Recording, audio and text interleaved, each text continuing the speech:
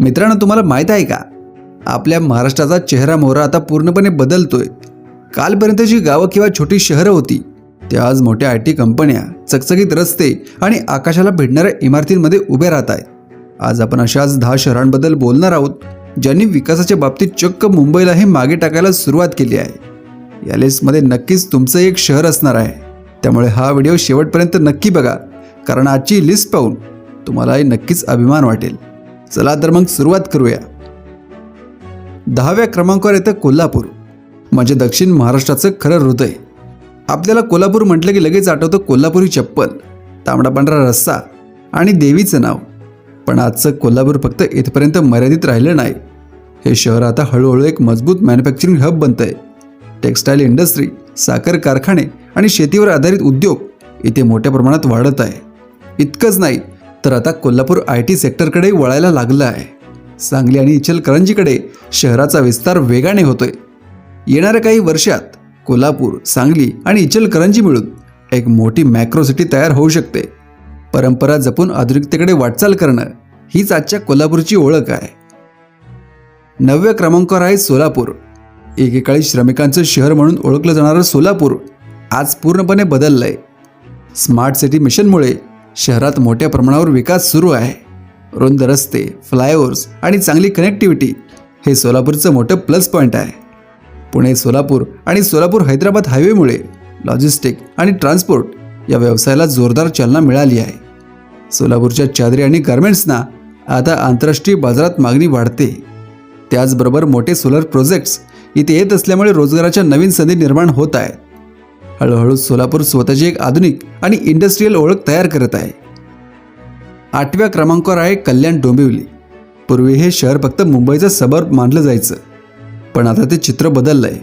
मुंबई आणि ठाण्यात घरांच्या किमती गगनाला भिडल्यामुळे मध्यमवर्गीय मोठ्या प्रमाणात कल्याण डोंबिवलीकडे वळत आहेत.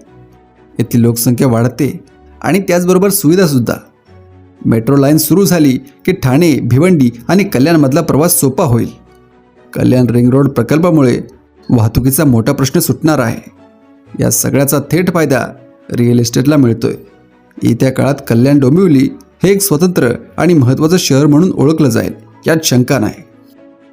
7व्या नंबरवर आहे पिंपरी चिंचवड. पुण्याच्या जवळ असलं तरी या शहराचा विकास स्वतंत्र आणि खूप नियोजनबद्ध पद्धतीने झाला आहे. पिंपरी चिंचवडला आशियातील श्रीमंत महानगरपालिकांपैकी एक मानलं जातं. टाटा मोटर्स, मर्सिडीज बेन्झ सारख्या मोठ्या कंपन्यांमुळे हे शहर ऑटोमोबाईल हब म्हणून ओळखलं जातं. पण आता हे शहर फक्त उद्योगापुरतं मर्यादित राहिलं नाही. हिंजवडी IT पार्कच्या विस्तारामुळे IT प्रोफेशनल मोठ्या प्रमाणात इथे राहायला येत आहेत. चांगले रस्ते, मेट्रो, मॉल्स, शाळा आणि हॉस्पिटल्समुळे इथलं राहणीमान खूप सुधारलं आहे. त्यामुळे पिंपरी चिंचवड आज अनेकांची पहिली पसंती बनत आहे. 6व्या क्रमांकावर आहे छत्रपती संभाजीनगर. या शहराचा विकास सध्या खूप वेगाने सुरू आहे. इथला इंडस्ट्रीयल सिटी हा प्रकल्प आशियातील मोठ्या इंडस्ट्रीयल प्रोजेक्टपैकी एक मानला जातो. या प्रकल्पामुळे मोठ्या कंपन्या इथे गुंतवणूक करत आहेत. समृद्धी महामार्गामुळे संभाजीनगर थेट मुंबई आणि नागपूरशी जोडलं आहे. याचा फायदा उद्योग, पर्यटन आणि रोजगार या सगळ्यांनाच होतोय. पूर्वी पुणे किंवा मुंबईकडे जाणाऱ्या अनेक कंपन्या आता संभाजीनगरकडे वळत आहेत.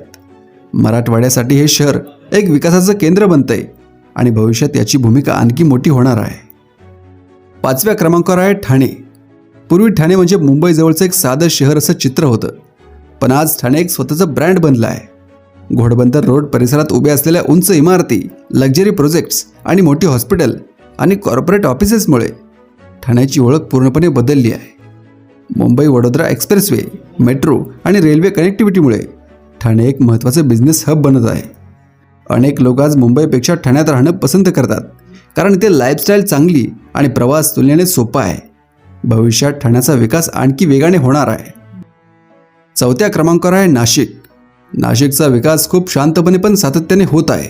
हवामान चांगलं आणि राहणीमान तुलनेने स्वस्त असल्यामुळे लोक नाशिककडे आकर्षित होत आहेत. नाशिक फक्त द्राक्ष आणि वाईनपुरताच मर्यादित राहिला नाही. आता इथे डिफेन्स, मॅन्युफॅक्चरिंग, IT आणि इंडस्ट्रीयल प्रोजेक्ट्स वाढत आहेत. Nashik Pune semi high speed railway प्रकल्प पूर्ण झाला की नाशिकचं महत्त्व आणखी वाढेल. मुंबई आणि पुण्याच्या मध्ये असल्याचा मोठा फायदा नाशिकला मिळतोय. येत्या काळात नाशिक हे महाराष्ट्रातील एक महत्त्वाचं इंडस्ट्रीयल आणि रेसिडेन्शियल शहर ठरेल. तिसऱ्या क्रमांकावर आहे नवी मुंबई. भारताचं सर्वात नियोजित शहर म्हणून नवी मुंबईची ओळख आहे. रुंद रस्ते, सेक्टर प्लॅनिंग आणि मोकळी जागा हीच याची मोठी ताकद आहे. इथल्या इंटरनॅशनल एअरपोर्ट्समुळे या शहराचं महत्त्व प्रचंड वाढणार आहे. अटल सेतूमुळे दक्षिण मुंबई फक्त 20 मिनिटावर आली आहे. मोठ्या प्रमाणावर डेटा सेंटर्स, IT पार्क्स आणि कॉर्पोरेट ऑफिसेस इथे उभे राहत आहेत. अनेक तज्ज्ञांचं मत आहे की भविष्यातली मुंबई म्हणजे नवी मुंबई. राहण्यासाठी, कामासाठी आणि गुंतवणुकीसाठी नवी मुंबई एक परफेक्ट पर्याय बनत आहेत. दुसऱ्या क्रमांकावर आहे नागपूर. गेल्या काही वर्षात नागपूरचा विकास सर्वात वेगाने झाला आहे. मिहान प्रकल्पामुळे एव्हिएशन, लॉजिस्टिक्स आणि IT कंपन्या इथे आल्या आहेत. बोईंगसारख्या मोठ्या कंपन्यांची उपस्थिती हे नागपूरसाठी मोठं यश आहे. नागपूर मेट्रो देशातील सर्वात सफल प्रकल्पांपैकी एक मानली जाते. समृद्धी महामार्गामुळे नागपूर थेट मुंबईशी जोडलं गेलं आहे. भारताच्या मध्यभागी असल्यामुळे नागपूर लॉजिस्टिक हब म्हणून पुढे येत आहे. भविष्यात नागपूर हे पुण्याच्या तोडीचं मोठं शहर बनेल असं अनेकांना वाटत आहे. आणि आता पहिल्या क्रमांकावर आहे पुणे. पुणे म्हणजे संधीचं शहर. IT, ऑटोमोबाईल, शिक्षण आणि स्टार्टअप्स यांचं एक मोठं केंद्र म्हणजे पुणे. दरवर्षी लाखो तरुण नोकरीसाठी आणि शिक्षणासाठी पुण्यात येतात. हिंजवडी, कराडी, मगरपट्टा यांसारख्या IT पार्क्समुळे शहराची अर्थव्यवस्था प्रचंड मजबूत झाली आहे. मेट्रो, रिंग रोड आणि नवीन हायवे प्रोजेक्ट्समुळे पुण्याचा विस्तार झपाट्याने वाढतोय. आज पुण्याचा प्रभाव लोणावळ्यापासून शिरूरपर्यंत दिसत आहे. सध्या तरी पुण्याचा वेग थांबेल असं काही चित्र दिसत नाही. तर मित्रांनो, ही होती महाराष्ट्रातील ती 10 शहरं जी आज प्रगतीच्या वाटेवर सुसाट धावत आहेत.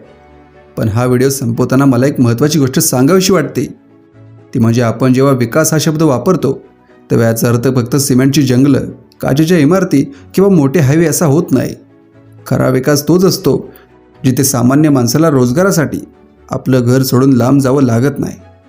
पण आज आनंदाची गोष्ट ही आहे की पूर्वी जो रोजगार फक्त मुंबई किंवा पुण्यापुरता मर्यादित होता तो आज छत्रपती संभाजीनगर, नागपूर आणि सोलापूरसारख्या शहरापर्यंत पोहोचला आहे. यामुळे आपल्या राज्याचं जे संतुलन बिघडत होतं ते आता हळूहळू सुधारायला लागले. आपल्या महाराष्ट्राची ही प्रगती पाहून नक्कीच अभिमान वाटतो. पण या डेव्हलपमेंटसोबत आपल्याला काही जबाबदाऱ्याही पाळाव्या लागणार आहेत. शहरांचा विकास होत असताना आपण पर्यावरणाचा समतोल, पाण्याचे नियोजन आणि आपल्या संस्कृतीची जपणूक कशी करतो यावरच आपलं पुढच्या पिढीचं भविष्य अवलंबून आहे. आज जी शहरं आपण या लिस्टमध्ये पाहिली ती उद्याची मेट्रो सिटीज आहेत.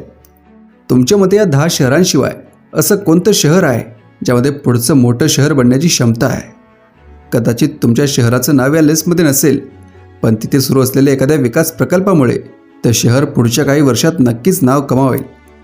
ते कोणतं शहर आहे हे कमेंट्समध्ये नक्की सांगा.